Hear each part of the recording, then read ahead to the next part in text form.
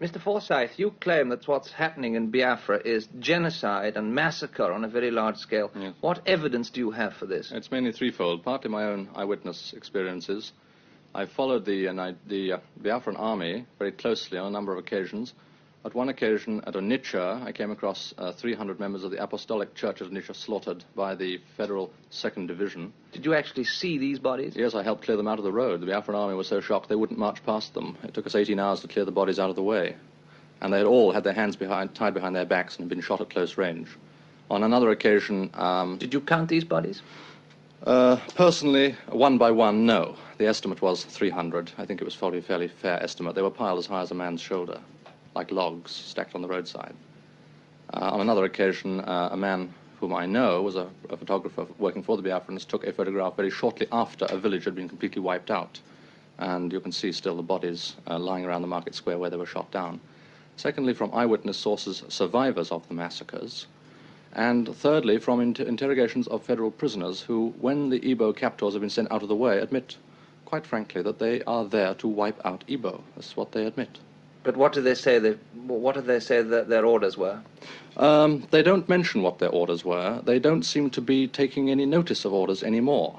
They're taking frightful casualties, and in revenge for these casualties, they seem to be going on a blood rampage, which has nothing to do with what Lagos is saying about the rehabilitation of the Igbo and how they're all going to be treated as equal citizens of Nigeria. In other words, there is such a disparity between what Lagos is saying on the one hand and what the federal army is actually doing on the ground.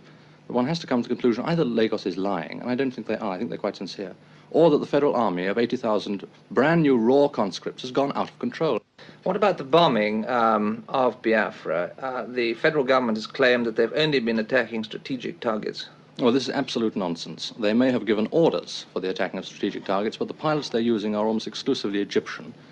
And I've examined too many sites of bombing raids to be of any other conclusion that almost without exception, they go straight for civilian centers. Anything that's protected by even light machine guns, they stay well away from. They just go down on schools, hospitals, and the African townships and the markets, all of which, during the course of a working day, are crammed with women and children. Very little else. There is other evidence. On January the 20th... Let's take few seconds of silence for this great hero that have passed away.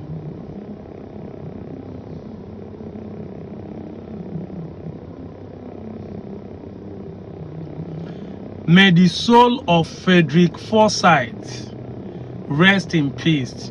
Amen. He said, in case you don't know him, as I share little of what I know about him, this is the man who wrote the book, The Biafran Story, The Making of African Legend. He's also the man who wrote the book, The Dogs of War. He's also the author of the book, Emeka. The first book I read that introduced me to Frederick Forsyth is the book Emeka in Chindik Barracks, Zaria. After reading the books, and I decided to check all of his books he authored. This is a man sent by the British government to come and report propaganda and falsehood against the Igbos. But when he came here, his heart couldn't take it. He resigned from the British Corporation Media House and decided to report reality of what he saw on the ground. And that's why he wrote so many books and made so many publications concerning the Biafran War and how the Igbos were massacred, how it was a genocide. It was this man report that revealed the secret of what happens. That's why I advise you again to go back and watch it. Watch that video again. He died just a few days ago, and I'm making this video to honor him. If you listen keenly from the clips of that video, you will see everything that the man said in that video. How the Nigerian army will kill people, kill children, kill women. War is between soldier to soldier, but they decided to be killing civilians. If you notice, that's why they don't call that wars Biafran wars more. They call it civil war, because it's a war that civilians actually fought and died for. It is amazing that after doing this, Igbo are still standing strong. Igbos are blessed. Take it to the bank, you will not withdraw. Yes, now, that's why I laugh at some people when they come and call Igbo people baby factory. The reason is not far-fetched. Why they call you baby factory? Because after killing 3 million of Igbos, approximately 3 million, and it is estimated that more than 500,000 were taken to exile. Those that you find in Guinea-Conakry today, and those you find in Gabon, most of them went there on exile. Yet, Igbos are still standing strong, still become the major population in Nigeria today. So they were wondering, how in 50 years of losing 3 million people, still have more crowd and more population? They call you baby fat because you they manufacture babies. Responsible babies, not be say they manufacture baby and they're still going from street to street and be begging like the Ramajiris. This is the reason. So I'm not angry when people call me baby fat. I understand. Knowledge is key. I know where they're coming from. And I'm happy to answer it. Baby factory. Ndi Igbo kunobo. We grow in population, we grow in strength, we grow economically. It's shock to them. But this is the man who reported most of the things that the world did not want to hear. Go and check his documentary and see. Once again, may his soul rest in peace. This is why I'm calling on all Igbos to build their place. Since after the Civil War, it's time to build their place. Akuruno. Amalonye Bataria, come back home and invest in the Igbo. You have to shame people who are shaming you. And they say result cancel insults. If you want people not to insult you, come and build your home. Look at what is happening. June 12th. Nigerians were protesting in Lagos, protesting in the north, protesting in Abuja. Yes. Meanwhile, the same Nigeria, people are happy and doing 1 million man march in Abia State. I mean, a 2 million man march in Abia State. The videos and pictures are there on the internet. It's not the same country. This is why I tell you people, the best way to build the system is not just to look at the presidency. Hold your governors accountable. Come out and vote your governors. Anambra State election is coming. Come out and vote your governors. Stop shouting that they rig election. Nobody will rig election in your present. All monagi get a rig election. It is your brother. It's all your boss. Come out and vote in your region. Vote a good person. Look at what Alaigbo is doing in Abia State. The same economy. Fuel is not cheaper there. I mean, rice is not cheaper there. Bread is not cheaper there. The economy is still the same. But due to there's an infrastructural development, light is coming, road is coming, the man is putting security in that. People do not recognize they are spending the same amount of money for goods and services like you. They are happy with what they are seeing. Forget about presidency. Focus on your governors. Focus on your councillors, on your senators. Stop saying election is rigged. No, election is rigged. Yes, we agree. But because you neglected it, it's as simple as ABCD. You made them to rig election because election reach now all of na go dey house, they pray. Some go they play ball, na go there for street, they drink beer that day. Be involved in politics. Don't do it because you want Igbo man to be president of Nigeria. No. Do it because you want your governor to be a better person. I said it time without number. The location that comes to governorship is enough to develop your state. Alaigbo is proving it. Look at Akwa Ibom. Look at Cross River. Look at Ebonyi today. If you have a good governor, 8 years is enough for him to develop. Calabar develop under 8 years. You have to start looking at things critically. Vote a good governor. Vote a good senator. Thank God that there is electoral reform going on, that all the election we handle one day. It is one day thing. Focus on your forget who rule the presidency. Yes, I know that the president has a major decisions to make, but your state governor has an equal right to develop your place. And this is why also I'm calling on Anyoma people to make sure we have our own state so that we can focus on who become our governor, who become our senator, and govern our place well. This is an interwoven. There's enough money coming to the state. It's just that the state government are not using it well. That is the truth. 2 years. Look at what Wike did in Abuja already. Even though he's on the road, that people are talking about, but he has done enough on the road. If you have a good governor, he will do something. Look at Asaba today. The governor has not done anything in 2 years. Come, focus on your governors, focus on your senators, focus on your House of Rep, focus on your state representative, focus on your local government chairman, focus on your councillors.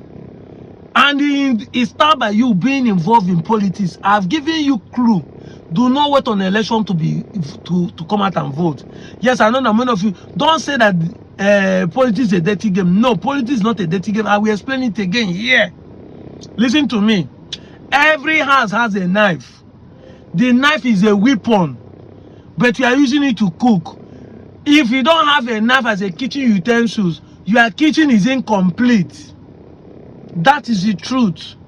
But the knife is a good kitchen utensils until being used as a weapon, until it's being used to kill or stab somebody. That's when it becomes an exhibit or a weapon. And that is how the politics is. Politics is what makes every system work. We have agreed that after God is government, not spiritual power. After God is government, not your pastor. Government can decide to close the whole church and Babalawo shrine, and nothing will happen. In Anambra, they have locked up all the Okites. Have they been able to come out? No. During COVID, I think government closed the whole church, so nobody should go. Did anything happen? No. You should know this by now. After God is government. So that is why you need to be involved in politics. Politics is not bad. It's just because we are using it as a weapon to weaponize poverty. And because we allow people who are going to use the knife as a weapon. If to say we put people who are going to use the knife as a kitchen utensils to cut leaf, cut onions, we won't be crying that politics is bad.